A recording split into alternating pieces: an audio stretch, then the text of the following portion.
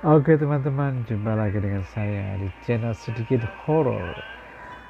Channel merupakan kesayangan kita semua, dimana saya akan menceritakan kisah dan pengalaman saya yang akan saya share di sini, sharing dengan teman-teman dan sahabat-sahabat saya di luar sana, dan sedikit ada satu education dari pengalaman yang saya alami sendiri. Jadi teman-teman bisa memberikan masukan atau sharing pengalaman teman-teman di sini, dan kita bisa saling memberi pengalaman atau tukar pengalaman. Oke, di sini saya akan menceritakan dan memberi sedikit education tentang teman-teman yang real di mata saya, tapi mungkin tidak real di mata teman-teman semua. Tapi di mata saya mereka sangat real, maka saya sebut mereka teman atau sahabat saya yang goib.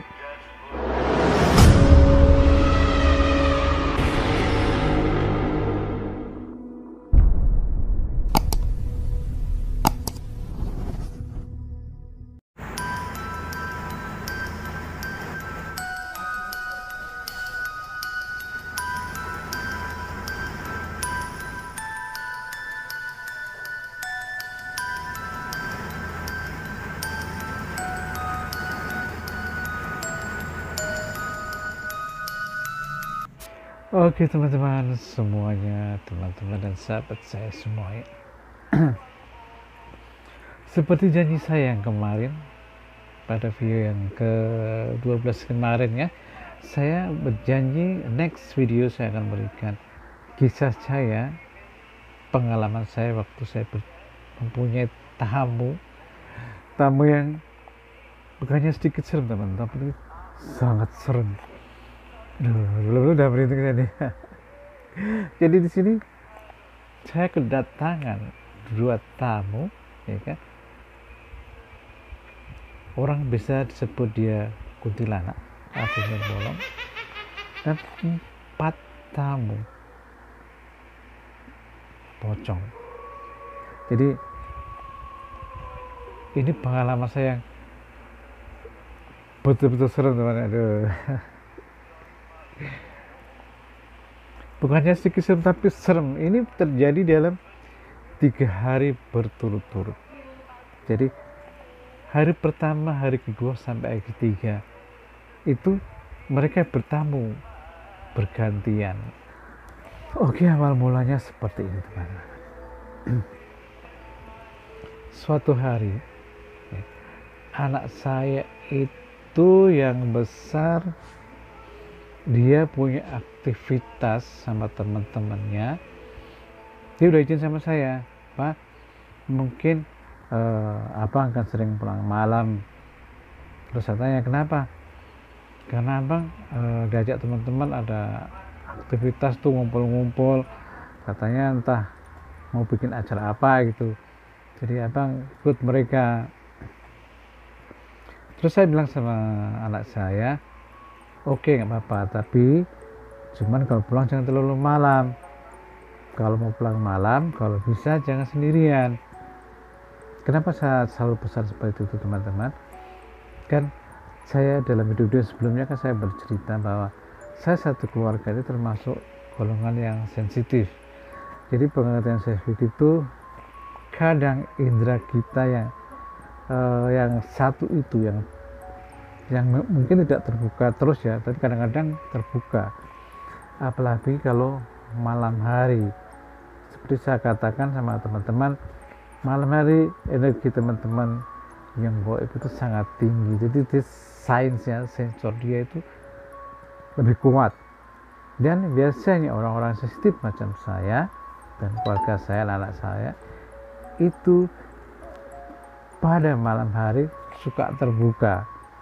Jadi maka karena saya tahu hal tersebut, ya kan, saya memberi anak saya istilahnya mengingatkan supaya tidak pulang terlalu malam sendirian, ya kan, kecuali ada kawannya yang satu arah.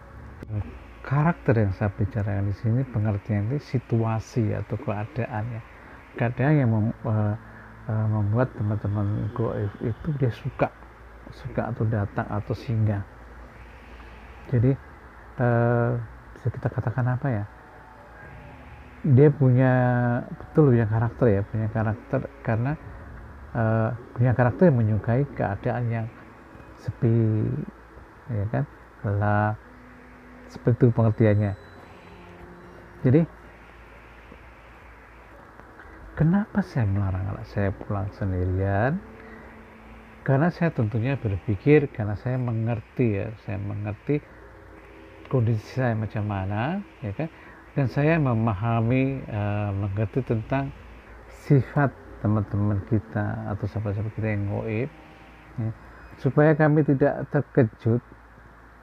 Beda teman-teman kondisinya di luar sama dalam rumah. Kalau dalam rumah kan kita merasa kita punya energi kuat, ya, karena itu rumah kita sendiri, ya, rumah kita sendiri, di dalamnya adalah keluarga kita sendiri. Jadi kita merasa kita punya kekuatan yang lebih kuat daripada kita bertemu teman-teman atau sahabat kami yang di luar.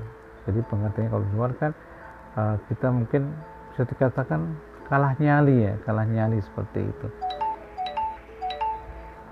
Tapi di sini saya memberikan informasi ke teman-teman dan sahabat semua, dan kita memahami karakter teman-teman kita yang sahabat-sahabat atau teman-teman kita yang goib, kita kan bisa mengambil langkah, ya kan, oh ternyata teman atau sahabat goib itu tidak real, ya kan, sifatnya tidak real. Oh berarti kita nggak perlu istilahnya takut untuk misalkan dia menangkap kita, gitu kan, atau istilahnya gimana ya pengertiannya ya, dia kan itu kan kalau dia kan macam bayang gitu teman-teman ya. Jadi ibaratnya kita tak perlu mesti harus gimana ya, pengertiannya itu susah saya menerangkannya. Istilahnya pengertiannya gini teman-teman, istilahnya kita jangan terlalu takut untuk dicelakai gitu. Memang sih mereka bisa punya kekuatan besar, bisa mengambil barang yang mungkin menekan kita celaka. Cuman kalau kita nggak mengganggu mereka, jadi kalau cuma hanya jumpa, tidak ada konteks apa yang menyebabkan mereka mengeluarkan energi kita yang besar, jadi otomatis kan kemungkinan kecil untuk bersinggungan fisik gitu. Pengertiannya seperti itu teman-teman. Jadi mungkin kalau teman-teman kurang paham, bisa memberikan pertanyaan saya di sini sehingga saya bisa menjelaskan pengertiannya macam mana gitu. Cuma dari sifat, karakter, dan kondisi yang teman-teman atau sahabat-sahabat kita ini sukai, jadi kalau kita bisa sedikit memahami kondisi tersebut, kita bisa menghindari mereka teman-teman. Seperti saya, kenapa saya bilang sama anak saya untuk jangan terlalu pulang malam, itu karena saya mengerti kondisi saya dan saya memahami sifat, karakter, dan situasi malam itu terhadap teman-teman atau sahabat kita yang gaib.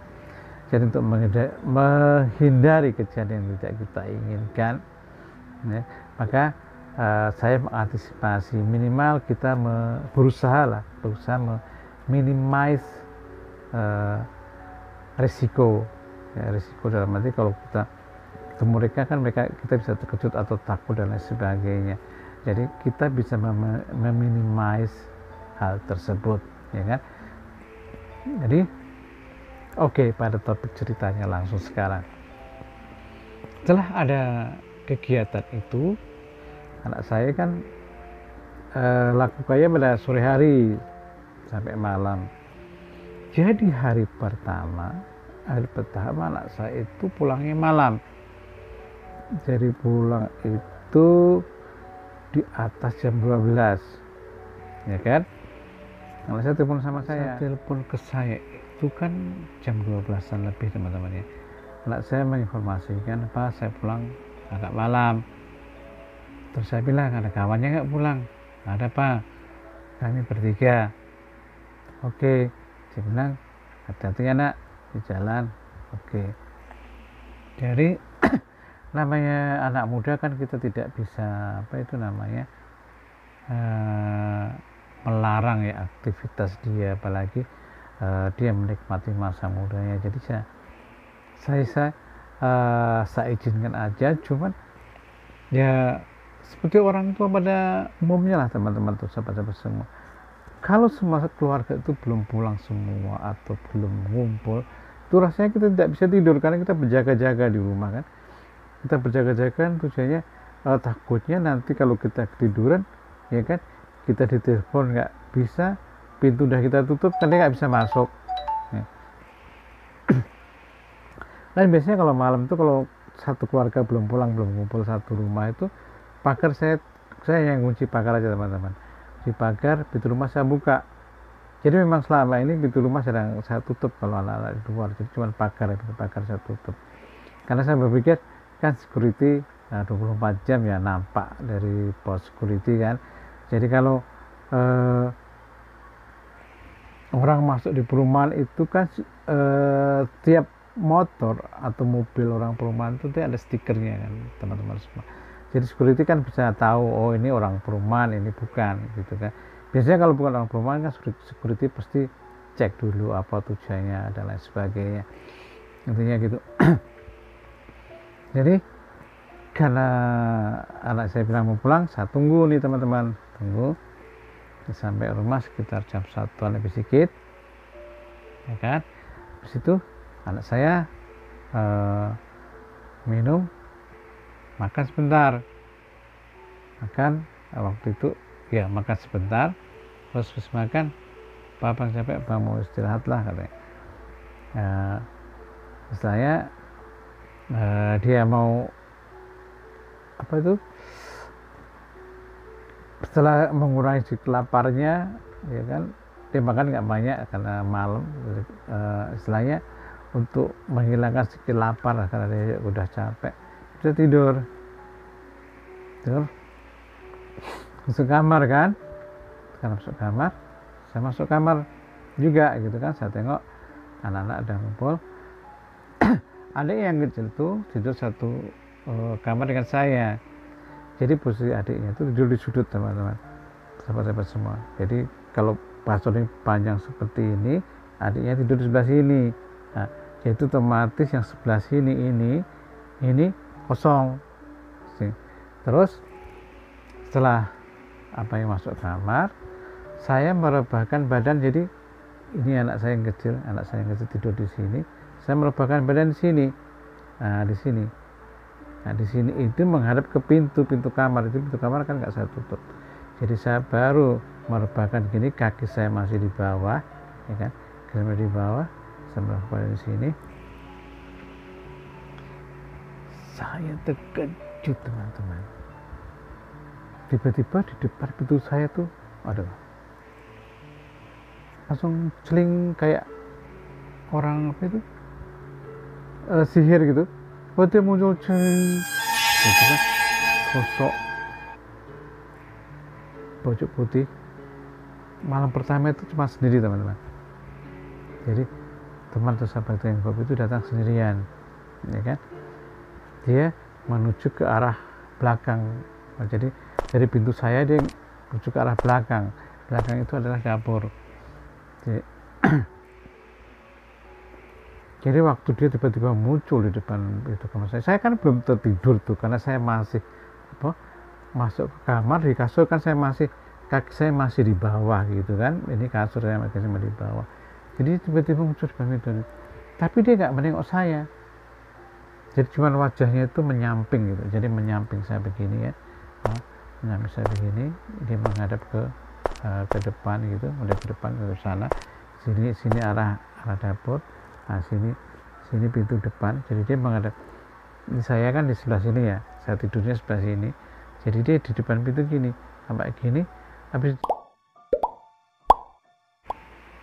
jadi teman-teman kan posisinya seperti teman, dia kan menghadap ke sini ya, ini kan menghadap ke saya kan di sini ya kan, saya di sini kan, saya tidurnya di sini kan, saya nampak gitu kan. Terus dia cuman miring gitu, jadi saya nampak dari samping gitu, dia nggak menengok saya. Terus waktu dia mau jalan, dia menengok sebentar, menengok saya sebentar, habis itu balik lagi terus ke depan, hilang gitu kan. Karena saya posisi masih tidur seperti ini kan teman, kakak masih di bawah, saya masih tiduran gitu, saya terbangun, saya otomatis yang saya pikirkan kan anak saya, karena kan dia beda kamar sama saya kan, ya abangnya gitu. Saya terbangun, tapi saya terbangun tuh nunggu dia jalan dulu teman-teman. Waktu dia nampak tuh saya tertegun gitu, saya nggak ada action apa-apa, cuma mandang dia gitu aja kan. Jadi saya mana dia kan nggak, pertama dia kan nggak menengok saya, terus dia menengok saya ke samping gini sebentar, itu dia jalan ke depan, saya baru terbangun gitu, bangun tempat tidur, saya coba tengok dia, saya nggak berani lari mengejar, saya tengok dia, kemana dia saya tengok dia nggak ada kan, terus saya tengok, oh kamar anak saya tertutup, oh berarti anak saya nggak apa-apa lah. Saya cuma berpikiran itu, ada teman-teman saya nggak punya berpikiran lain, saya tengok kayak ada, ya udah gitu aja. Cuman saya terpikirkan anak saya, karena saya tengok lama, saya berdiri di depan pintu kan, saya tengok oh dia udah nggak ada, seperti lagi saya tidur, ya kan. Itu hari yang pertama teman-teman. Terus hari yang kedua, dari pengalaman yang hari pertama itu, hari kedua kan saya membunyikan musik, ya kan. Saya coba dengan membunyikan musik di kamar itu, musik HP gitu, supaya nggak terlalu sunyi gitu kan, terlalu sunyi. Terus anak saya kan juga pulang malam hari kedua, jadi ini kejadian 3 berturut-turut, ya kan. Benar, anak saya itu pulangnya malam terus gitu. Jadi hari kedua juga sama teman-teman, hampir sama dengan kejadian yang hari pertama. Cuma hari kedua ini agak membuat saya gitu kan, karena dia datang berdua teman-teman. Jadi yang hari kedua ini anak saya juga sebelum pulang telepon, Pak, abang pulang malam lagi nih, kata bilang gitu. Oh ya nggak apa-apa lah, papa tunggu, saya bilang gitu kan. Dari hari pertama itu saya bilang wah mesti ditungguin gitu kan. Nah anak saya sampai rumah, oke.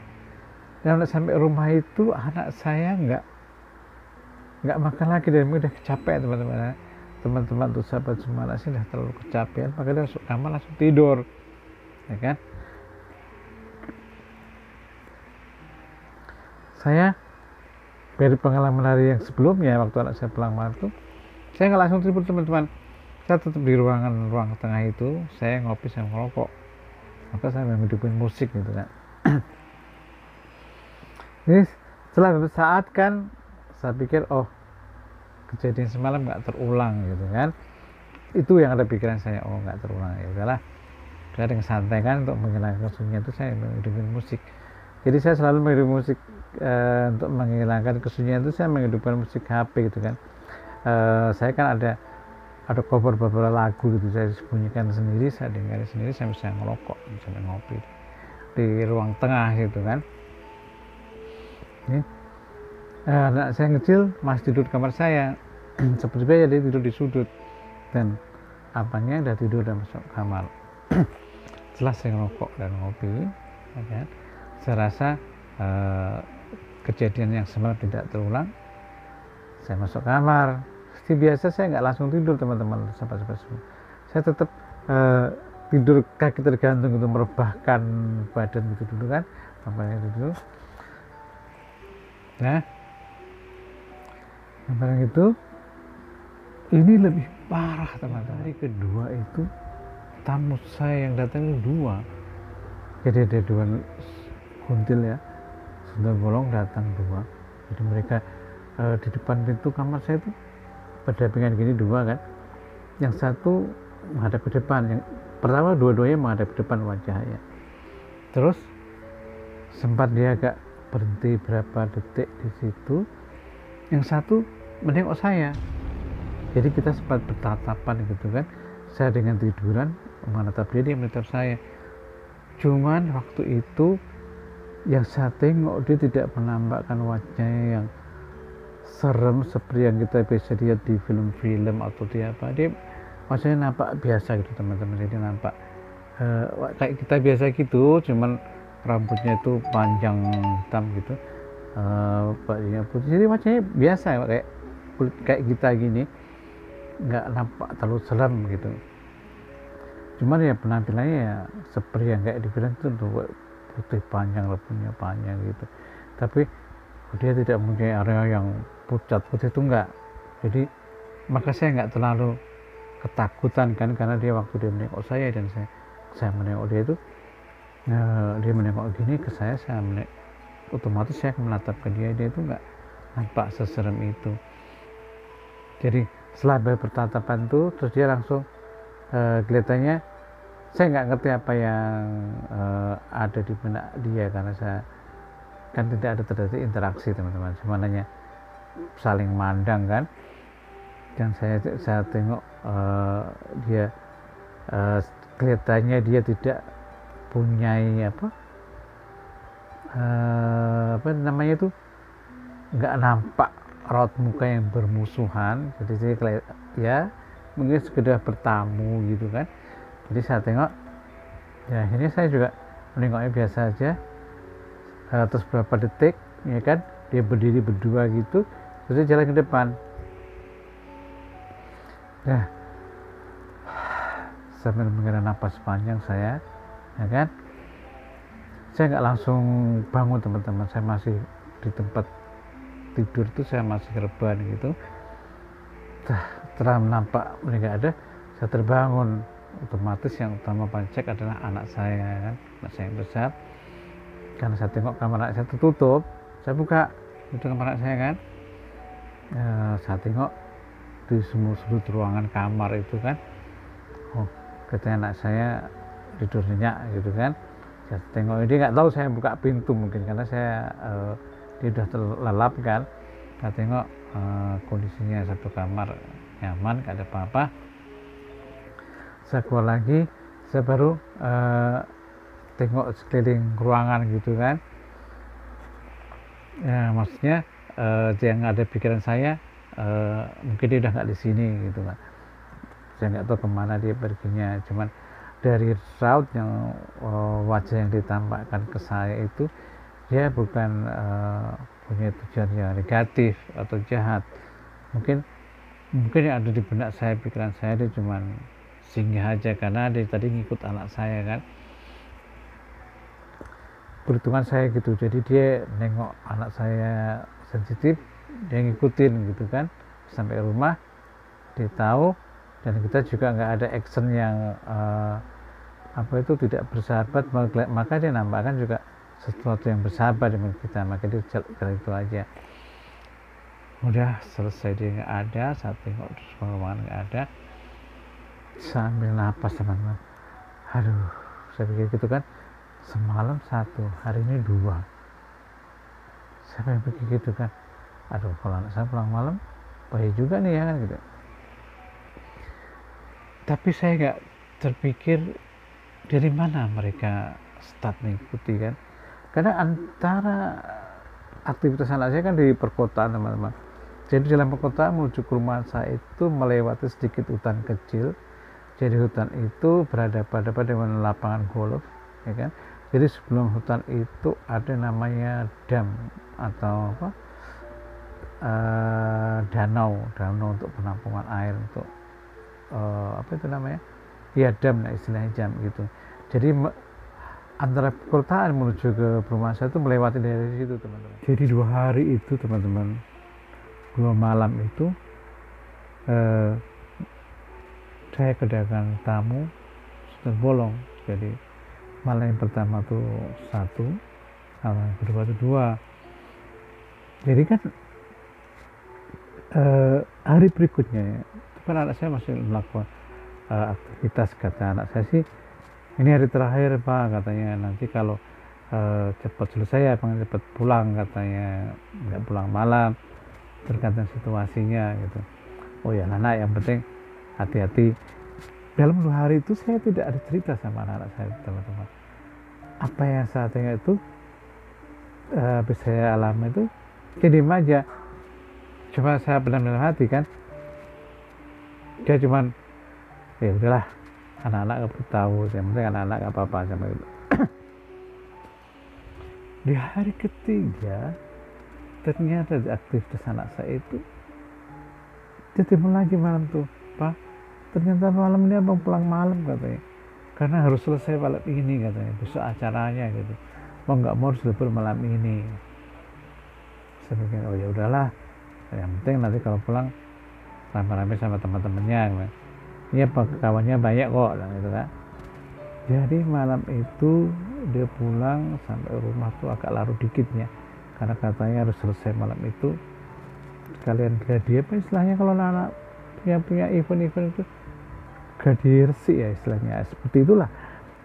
Jadi sampai rumah dia agak malam ya, 1:30. Lalu kan saya nungguin kan, saya udah nungguin di ruang tengah itu sambil merokok. Saat saya datang, saya minum cerita sebentar lah tentang acara dia di apa yang dia lakukan sama teman-teman itu. Saya cerita, saya sambil dengar merokok, sudah tidur, Pak, bang tidurlah, bang, capek itu, dia nggak ada makan, dia capek tidur.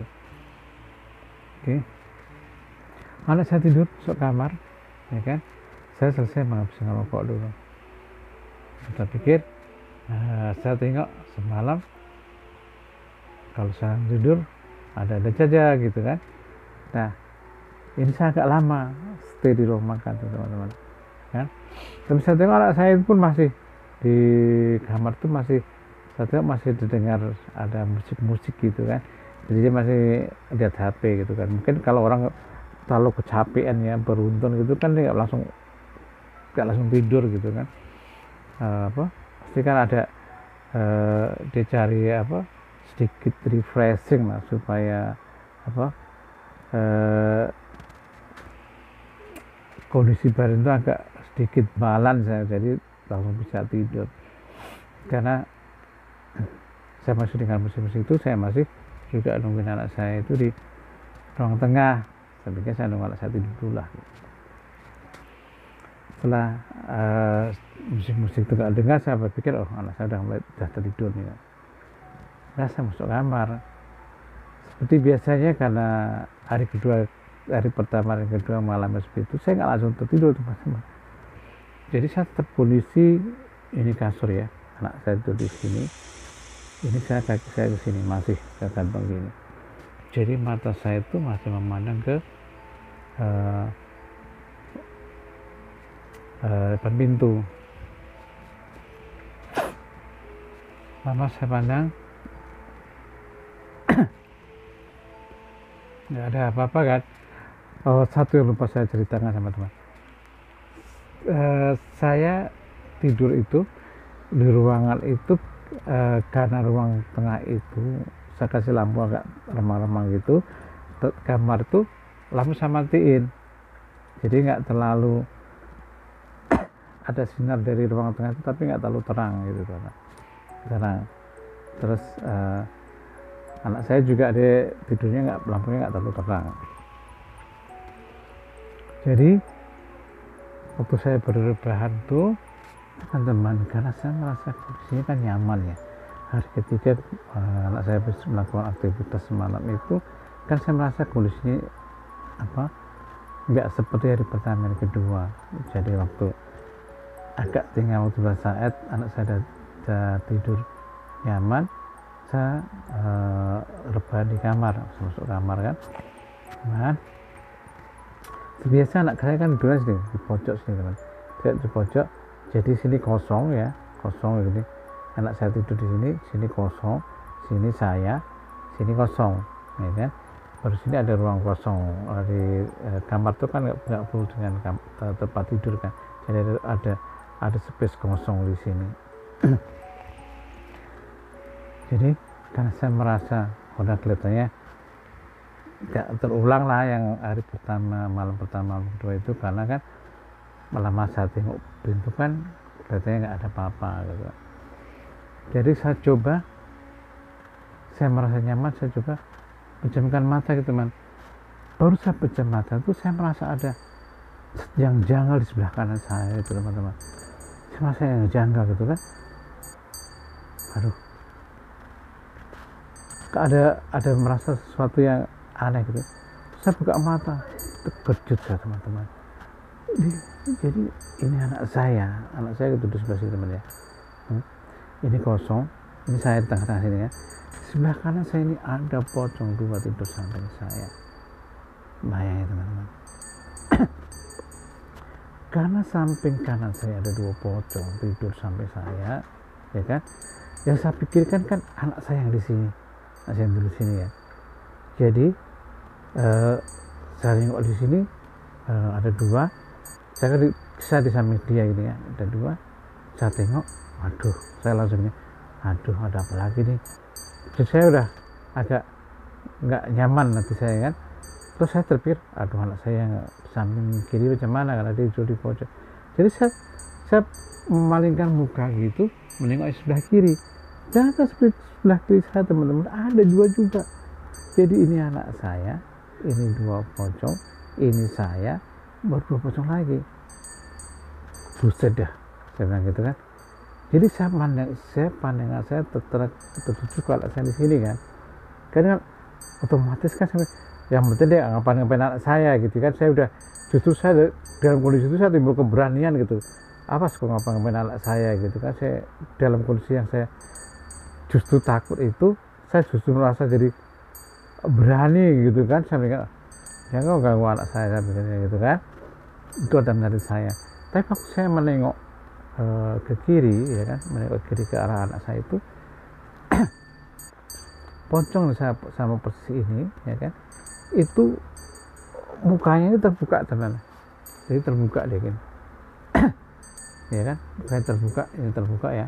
Jadi yang satunya yang 3 kan tertutup, yang sebelah kiri saya. Jadi ini anak saya, ini pocong tertutup, ini sebelah kiri saya, samping saya persis itu, ini mukanya terbuka teman-teman, terbuka.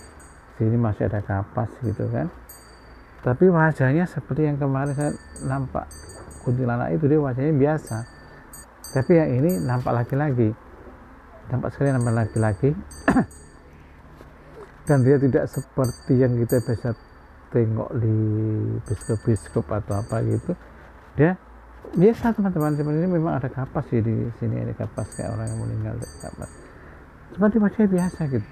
Dan waktu saya tengok itu, saya sebenarnya tujuannya menengok anak saya sebelah sini tujuannya kan. Karena saya menengok itu, saya ternampak wajah dia tersenyum, giginya nampakin gitu kan. Dia tersenyum sama saya nampak giginya gitu. Mikir, oh laki gitu kan. Tapi saya tidak tidak menimbulkan suara, cuma saya membalasnya dengan senyum gitu aja kan teman-teman. Karena di samping saya persis ini anak saya. Ini 2 pocong, ini saya, 2 pocong. Bayangin teman-teman kan. Apakah kita awalnya saya merinding karena saya memikir anak saya di sini. Saya timbul suatu keberanian. Oh, anak saya diapain ya, saya mikirnya kan begitu. Karena saya tengok dia gak ngapa-ngapain anak saya. Waktu saya tengok dia justru dia menampakkan wajah bersahabat, dia tersenyum kan. Walaupun yang samping saya persis itu kan nampak, yang sebelah kiri itu kan nampak. Jadi teman-teman dan sahabat-sahabat saya semua, sesaat itu kan saya waktu menampak yang pocong yang mukanya terbuka itu, saya konsentrasikan ke anak saya yang paling ujung yang di sudut itu. Lama saya perhatikan anak saya itu sesaat tidak ada apa-apa, dan mereka juga hanya tidur di samping saya, walaupun yang satu nampak tersenyum waktu saya tengok. Terus pandangan saya beralih ke sebelah kanan lagi teman-teman. Tengok sebelah kanan, ternyata yang sebelah kanan hilang, nggak ada lagi. Duh, saya agak lega kan.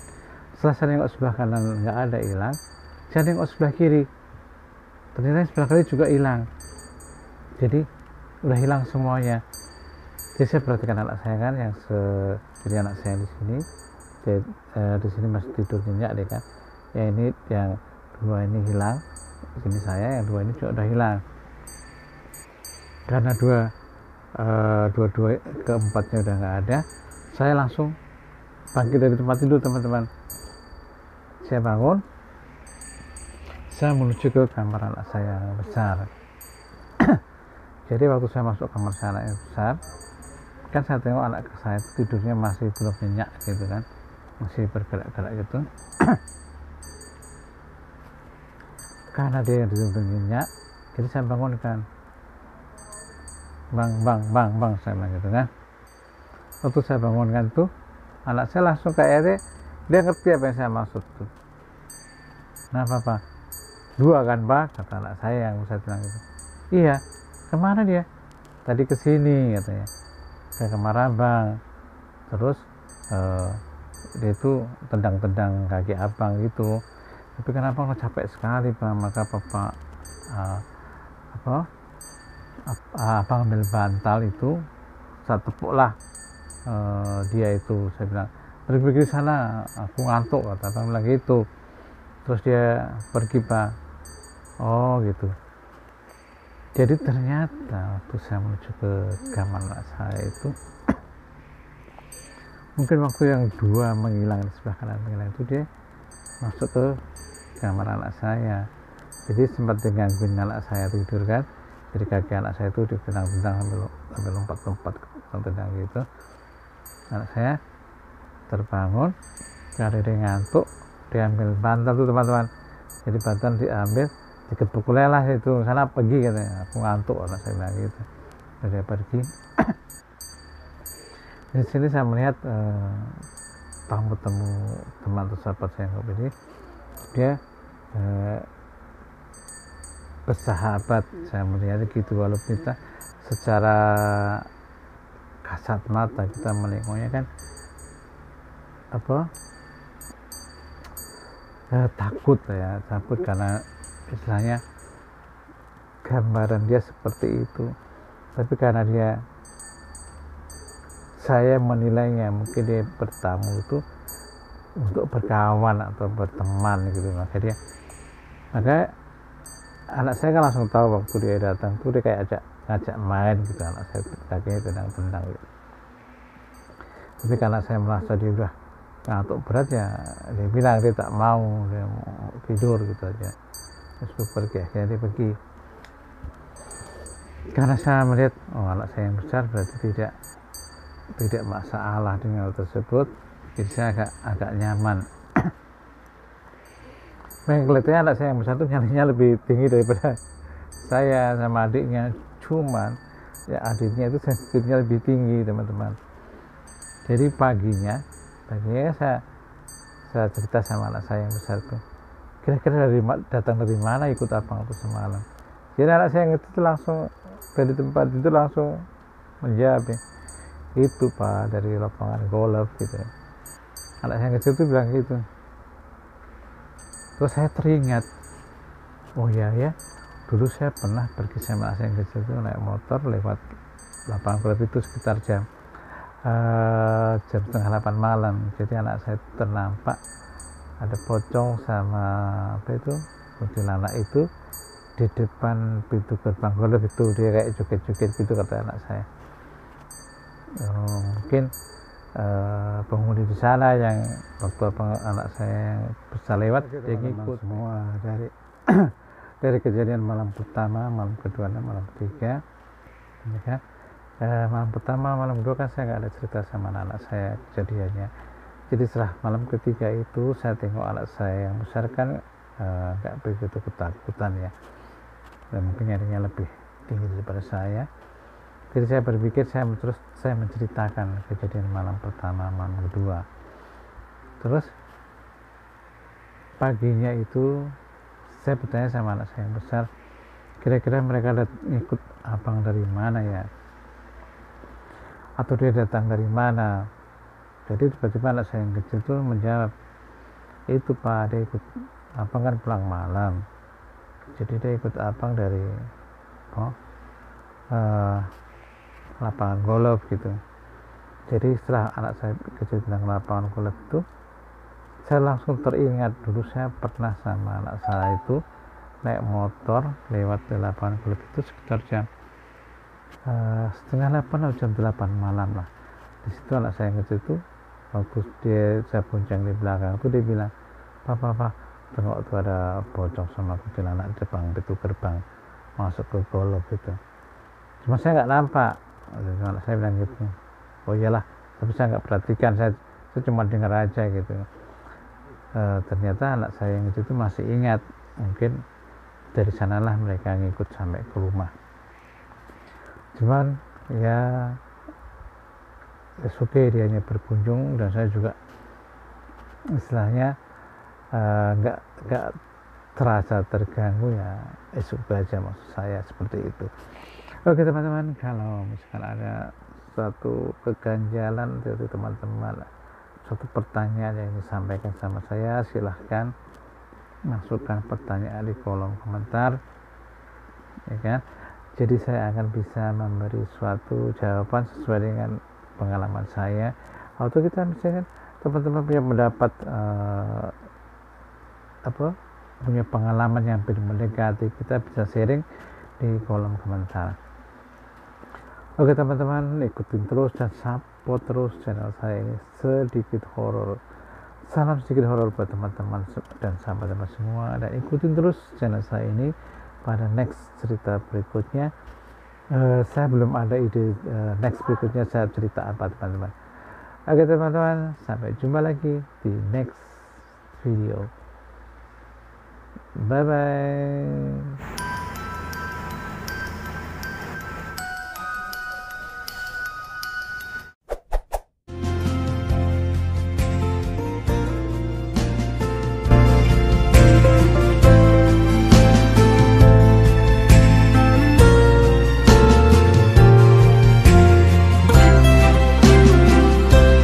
Terlambat ku sesali semua yang terjadi.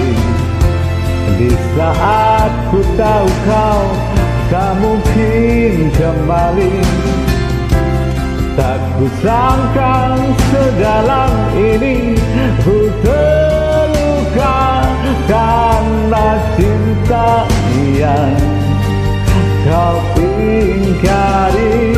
Andai saja aku bisa merubah sang waktu, tak akan pernah ku berpaling meninggalkanmu. Mencoba sekuat hatiku merelakanmu dengannya,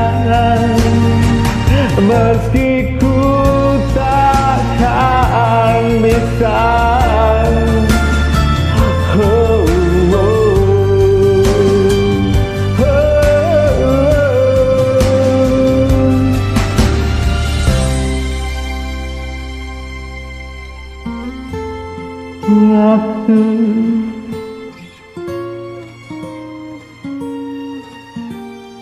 Thank you for watching me.